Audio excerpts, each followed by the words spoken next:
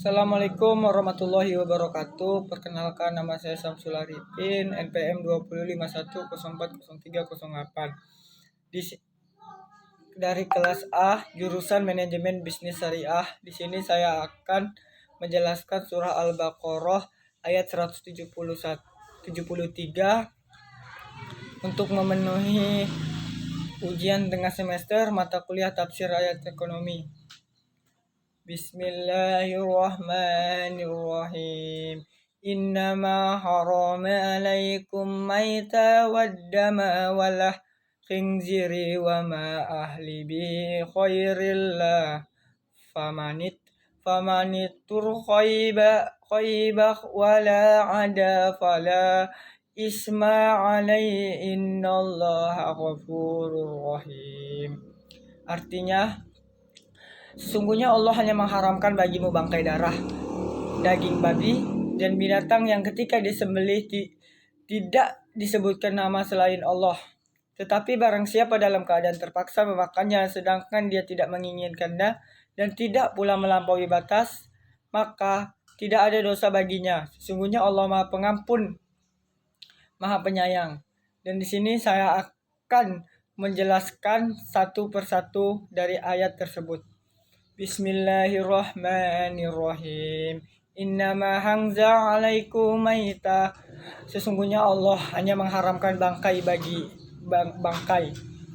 Ayat ini mengkhususkan pengharaman pada hal yang disebutkan di dalam makna al-maita, bangkai. Hewan yang telah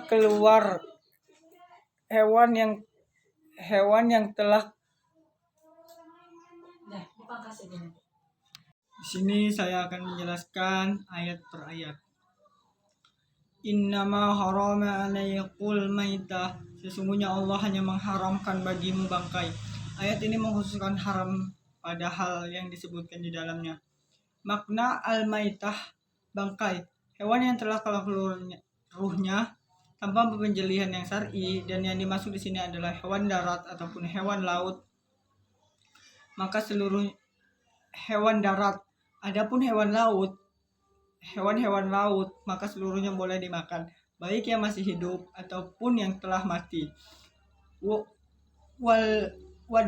Wadamu, darah yang diharamkan merupakan darah yang mengalir ketika penyembelihan. Diriwayatkan oleh Aisyah bahwa pernah ia memasak daging yang terdapat warna kuning yang timbul ke atas kuali disebabkan darah. Namun Rasul memakannya dan tidak mempermasalahkan itu.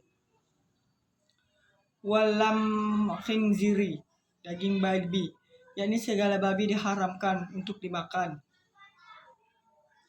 Wama uhilla li khairillah, dan binatang yang ketika disembelih tidak menyebut nama selain Allah, yakni yang disembelih dengan sebutan nama selain Allah atau untuk Laza dan Uzza ataupun untuk persembahan lainnya seperti memberikan tumbal untuk hal-hal gaib. Famanit tukhoron, tetapi barang siapa dalam keadaan terpaksa memakannya, yakni yang dalam keadaan yang harus untuk memakan makanan haram ini disebabkan kelaparan atau tidak mempunyai sesuatu yang mereka makan karena dipaksa dan takut mendapatkan bahaya dari paksaan itu, maka boleh saja, tapi tidak berlebihan.